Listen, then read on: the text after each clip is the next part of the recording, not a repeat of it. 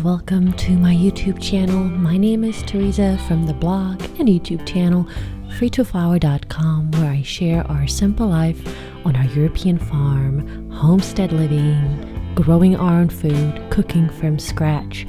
If this sounds like something you're interested in, please make sure to hit the subscribe button so that you never miss a new video. Today, I want to talk about the topic of choosing what you see. I feel like this is a choice that we all have every single day. We can look at the bright side of things or the dark side. And I am by no means saying that I am perfect in this. In fact, this is something that I'm currently learning how to do. But I was recently faced with a scenario that really helped me hone this in, at least somewhat. And I want to tell you about that today. But first, let's take a look at what I'm making. We are having a cozy weekend with some fun things that I'll tell you about later on in this video. But we are kicking things off with some homemade sourdough waffles. These are my family's favorite treat. We are big on waffles and pancakes on the weekends, but at least to me, waffles are just a little more special than pancakes. We recently invested in a professional grade waffle maker, and let me just tell you, it is so worth the money. We've had a lot of other waffle makers, especially when we still lived in the US. Now that we're in Europe, we had to buy most things again. And so we decided to go for the more expensive, larger, bulkier waffle maker. But the difference is huge. It makes the most delicious waffles. They can be soft or crispy, depending on your preference. And of course, I make my waffles sourdough and let them long ferment overnight so that we can digest them easily and everybody can be their best selves.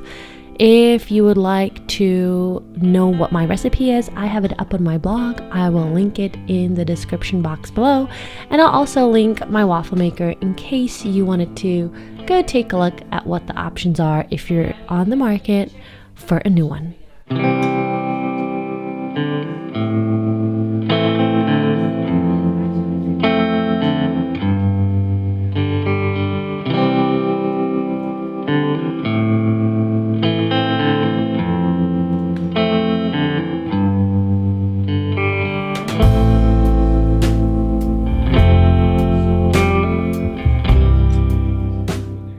Romanticizing your life is something that I've been working on for some time, but it has become particularly relevant ever since we moved onto our farm here in the heart of Europe.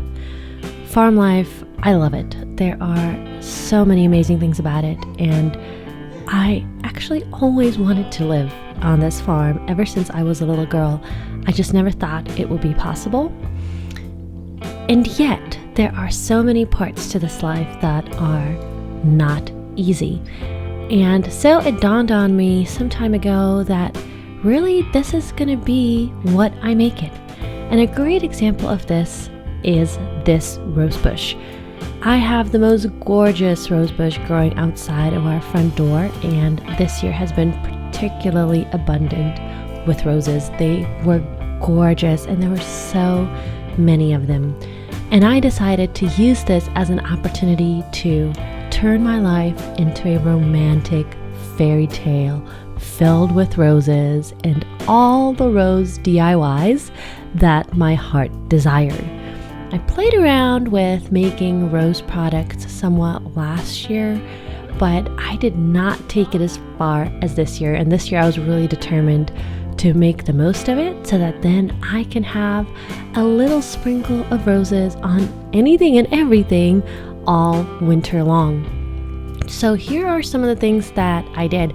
I recently got a new dehydrator, and my first order of business was to dry as many rose petals as possible. These are great for so many other DIYs that I started right away, and some that I'm leaving until the long winter evenings that are definitely coming, when I will want something beautiful to work on. I was really surprised by how well this dehydrator is working. I didn't really want another appliance and something clunky in the kitchen. Last year I just air dried all my roses, but this is definitely much easier, and also the result is so much better. I recently wrote a blog post comparing all the different ways that you can dry rose petals, and finally making my verdict on which I think is the best. If you're interested to check that out, maybe you're thinking of doing this yourself and not quite sure which method to go for, I'm going to link it in the description box below. Whenever I see roses, I'm reminded of women, of femininity, of feminine nature, softness, gorgeous smell, beauty. And so the entire time that I was making my rose products, I was meditating on this concept. And one of the things that I love doing with rose petals is actually add them to my tea. I rarely ever make rose petal only tea, but I love to sprinkle a few rose petals in my tea. I also have a whole blog post on that. I'll link it below. But the reason why I'm mentioning that is it's more of a mental reminder for me that today I can be soft, I can be feminine, I can let go and lean into that part of me fully. Even though everything's not perfect, even though life might be stressful, even though there's so much work, even though the babies might be crying, I can live life with a sprinkling of rose petals on top.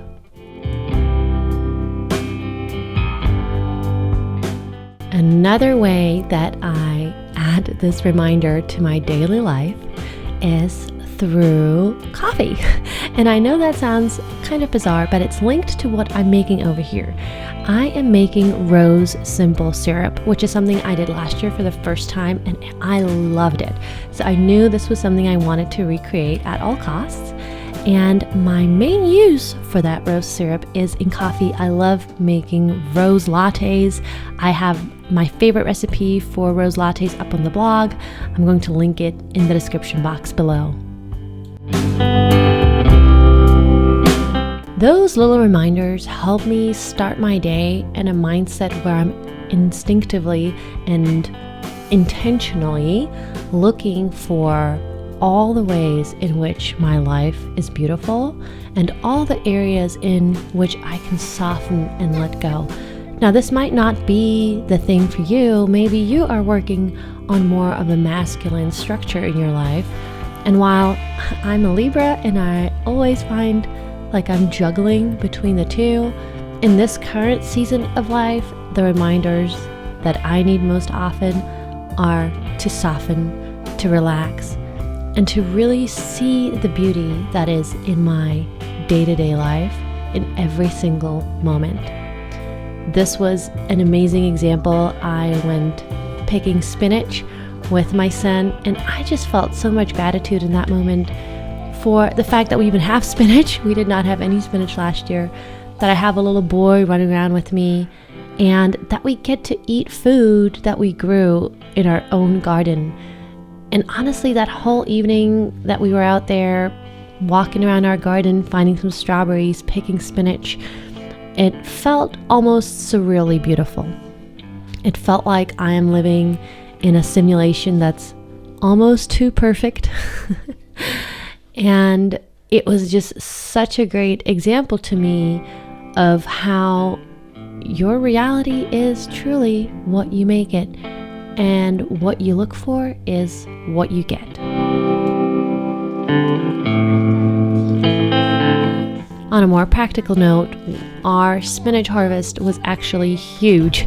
We had so much spinach that we were not able to eat it all, and so here I am chopping some up and freezing it for later for those long winter months when I get so annoyed by having to buy vegetables from the store. Hopefully, I will not actually have to do that all that much this year. My goal is to preserve and freeze as much as possible and then use our own reserves for cooking throughout the winter.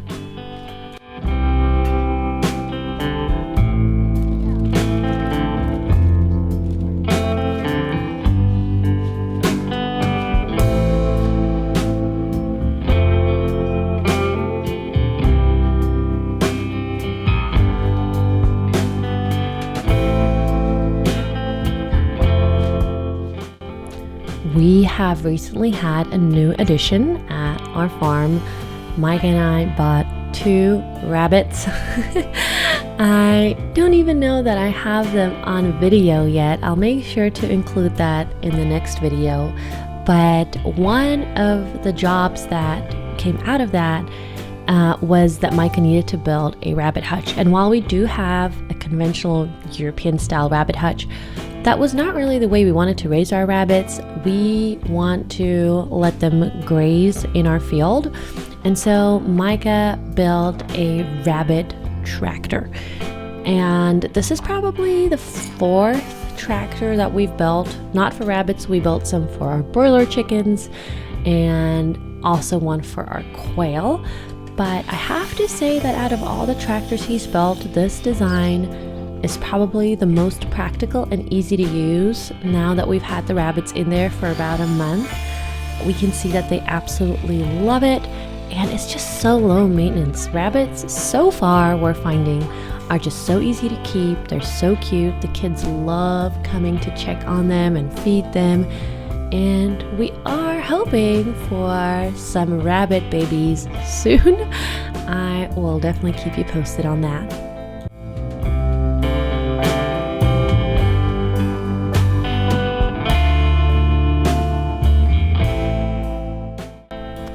If you're wondering, okay, well, it's easy to romanticize your life, Teresa. You're living on a farm in the heart of Europe. Like, what even do you see that's not perfect or romantic? Everything to me looks romantic. Believe you me, everybody can say that about somebody else's life, and I could probably say that about yours. And so if you are looking for ways to feel like you're living in a fairy tale or in a gorgeous simulation, some of the ways that you can start romanticizing life right away are to look for things, even small little details in your life that really resonate with you and that bring a sense of elevation and levity and just a little bit of awe. For me, this was my rose bush at this current moment in time. For you, it might be something else. And then spend as much time focusing on this particular thing as possible. And the feeling that you get when you do that, when you carry that over into other parts of your day and of your life as well, suddenly you will notice, I am sure, your entire reality shift a little bit. It's as if the dial got turned a little, and suddenly maybe you feel like you're wearing rose-colored glasses. Sometimes you might feel like it's not real, and ultimately, does it even matter whether it's real or not? I'm not sure what the answer is there, but what I do know is that your day-to-day life and even week-to-week and probably even month-to-month will look radically different. For me, my soul feels so much lighter. I find myself smiling a lot more. And mostly, once I started this practice of focusing on something that makes my life feel romantic and almost surreal, a lot more things pop up at me that make me feel just the same.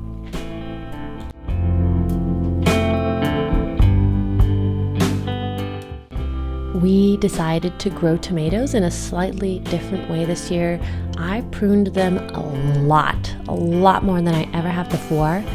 But now that we are starting to have our tomato harvest coming, this was truly a great decision. Our tomatoes are probably the most abundant crop we're having this year. We just had some of the first pieces and they are delicious.